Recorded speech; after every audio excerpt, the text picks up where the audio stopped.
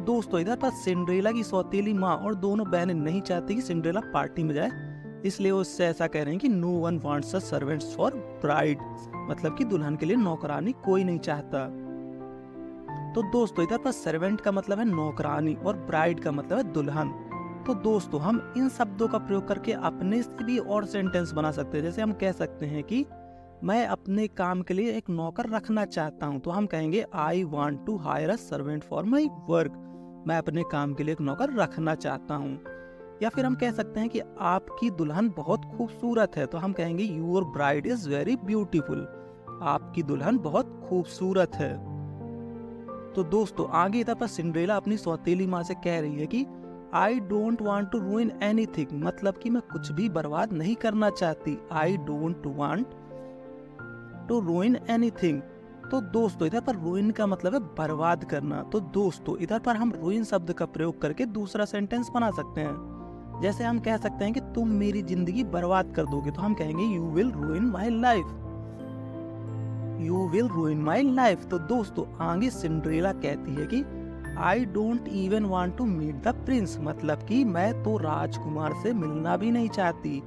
I don't even want to meet the prince. तो दोस्तों इधर पर इवन का मतलब है यहाँ तक की, और इधर पर मीट का मतलब है मिलना।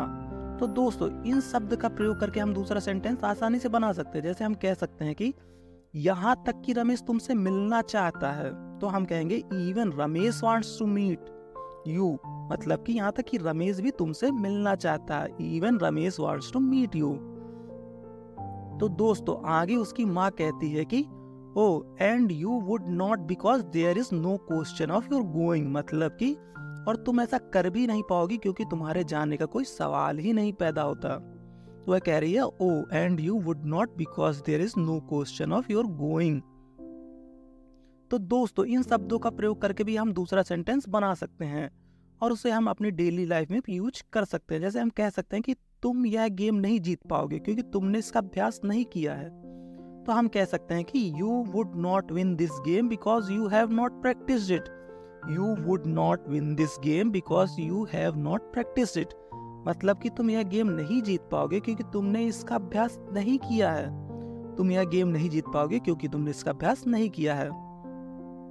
तो दोस्तों हम इसी प्रकार किसी भी मूवी के सेंटेंस से दूसरा सेंटेंस आसानी से बना सकते हैं और आप उससे सेंटेंस को अपनी डेली लाइफ में उपयोग कर सकते हैं और इसी प्रकार आप अपनी इंग्लिश इंप्रूव कर सकते हैं।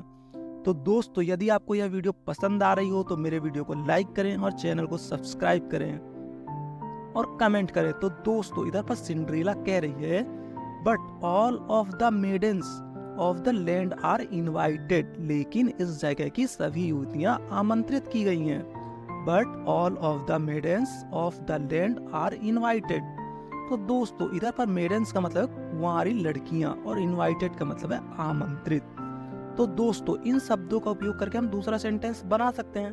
तो हम कह सकते हैं कि मुझे अपने दोस्त की शादी में आमंत्रित किया गया है, तो हम कह सकते हैं कि I have been invited to my friends wedding, I have been invited to my friends wedding. तो चलिए आगे देखते हैं। आगे सिंड्रेला कह रही है कि by order of the king, मतलब कि राजा की आज्ञा से, by order of the king. इसके बाद उसकी सौतेली माँ उसे जाने नहीं देती और वह उदास होकर अपने घर के बाहर चली जाती है। उधर पर उसे एक महिला दिखाई देती है जो सिंड्रेला को उसके नाम से बुलाती है। तो सिंड्रेला कहती है हाउ डू यू नो मी, मतलब कि तुम मुझे कैसे जानती हो, हाउ डू यू नो मी। तो दोस्तों इधर पर इन शब्दों का प्रयोग करके हम दूसरा सेंटेंस बना सकते हैं। तो हम कह सकते हैं कि आप इसे कैसे याद करते हैं, तो हम कह सकते हैं how do you remember it, how do you remember it, आप इसे कैसे याद करते हैं। तो आसानी से हमने एक सेंटेंस से दूसरा सेंटेंस बना लिया। इसी तरह आगे हम कह सकते हैं कि how do you remember it.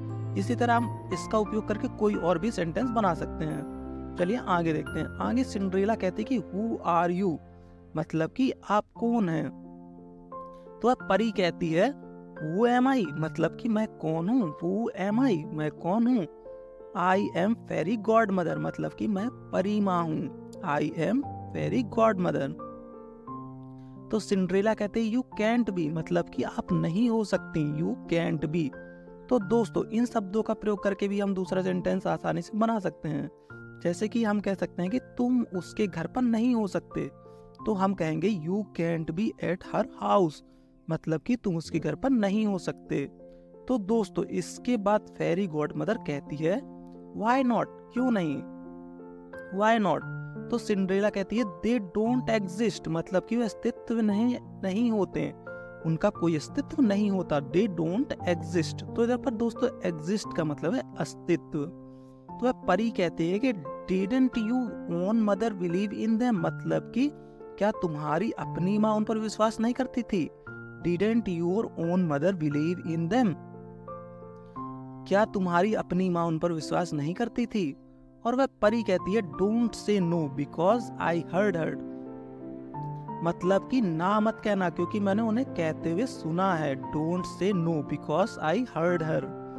इधर पर वह परी अपने जादू से सिंड्रेला को महल की डांस पार्टी में जाने के लिए मदद करती है, और वह परी कहती है कि what we need is something that sort of says coach, मतलब कि हमें जो चाहिए वो कुछ ऐसा कहा जाता है कि कोच मतलब कि बग्घी, मतलब कि वो कह रही है कि और बग्घी बनाने के लिए उन्हें कुछ चाहिए होता है, तो मतलब कि वो कह रही है कि हमें कुछ ऐसा चाहिए जो बग्घी बनाने के लिए चाहिए हो।